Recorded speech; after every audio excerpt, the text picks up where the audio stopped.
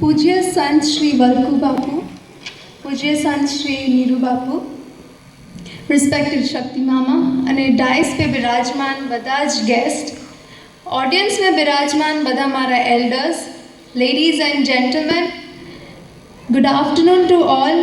અને આપણા રાજપૂતોની પરંપરા જય માતાજી. મેં ભાવનગર તાલુકા રાજપૂત સમાજનો દિલથી થેન્ક યુ કહું છું કે આજે મને આ ઓપોર્ચ્યુનિટી આપી કે મેં આપની સાથે આવી રીતે ઇન્ટરેક્ટ કરી શકું છું. અને આઈસી આજે સ્ટુડન્ટ ઓરિએન્ટેડ પ્રોગ્રામ છે, તો સૌ પહેલાં મેં આપણે બધાને એક ક્વેશ્ચન પૂછવા માગું છું. શું એજ્યુકેશનમાં ખાલી પર્સન્ટેજનો ઇમ્પોર્ટન્સ છે? જો મેં ખુદને આ ક્વેશ્ચન પૂછું તો મારું મન કહે છે નહીં, પર્સન્ટેજ ઇમ્પોર્ટન્ટ નથી, નોલેજ ઇમ્પોર્ટન્ટ છે. પર્સન્ટેજ તો રટ્ટા મારીને મતલબ ગોખીને બી આવી શકે છે અને એ ખાલી ઘરમાં ફ્રેમ કરી શકે છે. બટ નોલેજમાં એટલો પાવર છે જે કોઈ પણ વેપનમાં નથી, એટલો પાવર નોલેજમાં છે. સો students, work hard for percentage, wrong. Work hard for knowledge. Education ખાલી એક બાર છે, સિક્કાનો ખાલી એક સાઈડ છે. બટ એ સિક્કાનો જે દૂસરો સાઈડને બેલેન્સ કરવા માટે જે જરૂરી છે એ છે હ્યુમન ડેવલપમેન્ટ. ખાલી એજ્યુકેશન કમ્પ્લીટ નથી કરતો માણસને. હ્યુમન ડેવલપમેન્ટ મતલબ આપણા મેનર્સ, આપણે આપણા એલ્ડર્સની સાથે કેસે બિહેવ કરીએ, આપણા ટીચર્સને કેટલું રિસ્પેક્ટ કરીએ, આપણા પેરેન્ટ્સની સાથે કેટલું ક્વોલિટી ટાઈમ સ્પેન્ડ કરીએ, એ છે આપણા મેનર્સ. એ જ તે આપણા એજ્યુકેશનને બેલેન્સ કરી શકે છે. એન્ડ હ્યુમન ડેવલપમેન્ટની અગર વાત કરીએ તો પોઝિટિવ થિંકિંગ બહુ વધારે ઇમ્પોર્ટન્ટ હોય છે. પોઝિટિવ થિંકિંગ, ઇનફેક્ટ થિંકિંગ, આપણા માણસની જે વિચાર શક્તિ છે એમાં એટલી તાકાત છે જે કોઈ પણ બીજી વસ્તુમાં એટલી તાકાત નથી. બસ એક કઈ દિશામાં આપણે મોડીએ એની અહેમિયત છે. What is positive thinking? Positive thinking હોય છે શું? એક મેં એક્ઝામ્પલ આપું છું આપને. ફોર એક્ઝામ્પલ, અગર મારે આજે ઇવનિંગમાં એક ફ્લાઇટ બોર્ડ કરવાની હોય અને રેડી થતાં મેં વિચારું કે યાર મારી એ ફ્લાઇટ મિસ ના થઈ જાય. આ થયું નેગેટિવ સેન્ટેન્સ. અને જો મેં એ વિચારું કે આઈ હોપ મેં ટાઈમ पे પહોંચી જાઉં એરપોર્ટ, એ થયું પોઝિટિવ. આપણી થિંકિંગને આપણે નેચરને અલાવ કરીએ છીએ કે નેગેટિવ આપણી સાથે થઈ શકે.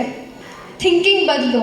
થિંકિંગ મેં ના, નહીં થઈ શકે, નહીં થાય તો, એ વર્ડ્સ જો આપણે રિમૂવ કરીએ તો એ પોઝિટિવ થઈ જાય છે. સો પોઝિટિવ થિંકિંગ આપણા ગોલ્સને આપણને અચીવ કરવામાં હેલ્પ કરે છે. ડ્રીમ્સ, આપણે બધા જ ડ્રીમ કરીએ છીએ કે મારે ડૉક્ટર બનવું છે, એન્જિનિયર બનવું છે, બિઝનેસમેન બનવું છે. પણ આપણે એ ડ્રીમને મહેસૂસ કરીએ છીએ અત્યારથી. बनेंगे तो 10 साल बाद, लेकिन क्या अभी हम उसे महसूस करते हैं? मैं हमारा पप्पाजीનું એક્ઝામ્પલ આપીશ.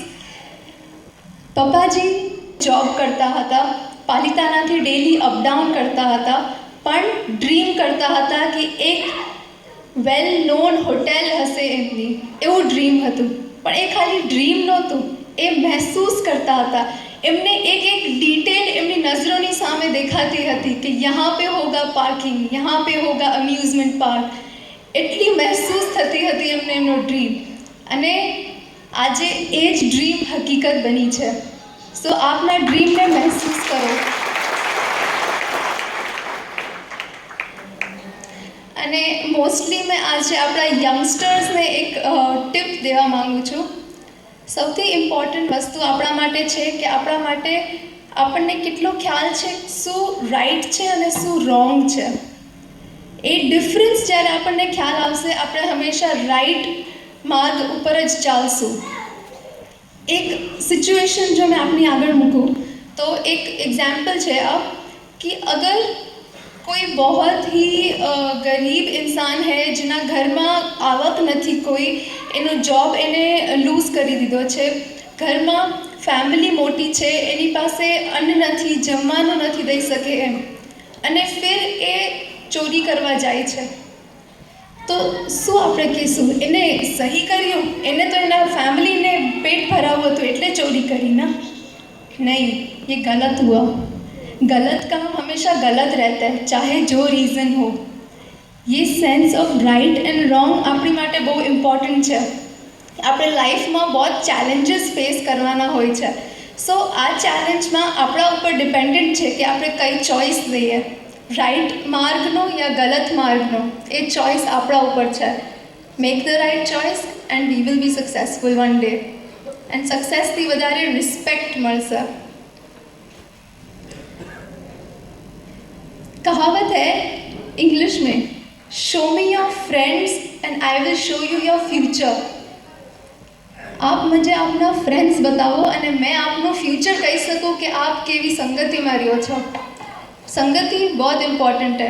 આપણો અસર એમના ઉપર હોય છે, એમનો અસર આપણા ઉપર હોય છે, આપણું સરાઉન્ડિંગ આપણને શીખડાવે છે. સો જ્યારે સ્ટુડન્ટ્સને એમ થાય, બધા યંગસ્ટર્સને એમ થાય कि मारा पेरेंट्स मैंने आखो दिवस पुलिसमैन की तरह पूछे छे कि कहाँ जाओ छो, शू करो छो, बट अपनी ड्यूटी आपणे नहीं करता कि आपणे एमने सामेथी शुं काम नहीं कहता कि मम्मा आज स्कूल पछी मैं यहाँ गई थी. आपणे बेझिझक एमने बधुं कहो कि एमने मन थी सेटिस्फेक्शन थाय कि ओके मारी चाइल्ड कोई गलत काम नहीं कर रही है. पेरेंट्स एमनी ड्यूटी करे छे आउट ऑफ केर, एमने आपणा माटे लगाव छे, बट आपणे छुपीने करीए छीए, આપણે આપણી ડ્યુટી પૂરી નથી કરતા. સો એઝ યંગ પીપલ આપણા પેરેન્ટ્સને સેટિસ્ફેક્શન દેવા માટે એમની સાથે બેસો, રોજ 1 ઘંटे એમની સાથે વાત કરો, ઇન્ટરેક્ટ કરો. ગ્રેન્ડ પેરેન્ટ્સની પાસે એટલી બધી સ્ટોરીઝ હોય, એ બધી સુનો. હિસ્ટ્રી, આપણી ફ્યુચરની બનાવવાવાળી હિસ્ટ્રી જ હોય છે, એ જાણો. So this is very important, અને આ બધું આપણા મેનર્સને ડિસ્ક્રાઇબ કરે છે. લાસ્ટલી મને આ ઓપોર્ચ્યુનિટી આપી આજે કે मैं आपनी साथ इंटरेक्ट कर सकूँ, एनी माटे thank you very much. I hope that मैं यंगस्टर्स ने इंस्पायर कर सकूँ जैसे मैं इंस्पायर्ड छूँ मारा फादर थी. अने बधाना जे एक आइडल होय एम આપણે એક આઇડલ બનાવવો જોઈએ અને એમના માઇલસ્ટોન પર ચાલવું જોઈએ. Thank you. ખૂબ ખૂબ આભાર અંકિતાબા. અંકિતાબાઈએ ખૂબ સરસ વાતો કરી, આપણે બધાને જાણવા મળ્યું. અંકિતાબા અનિરુદ્ધસિંહજી ગોહિલના દીકરી છે અને જેઠુબા બાપુના દીકરાના દીકરી છે.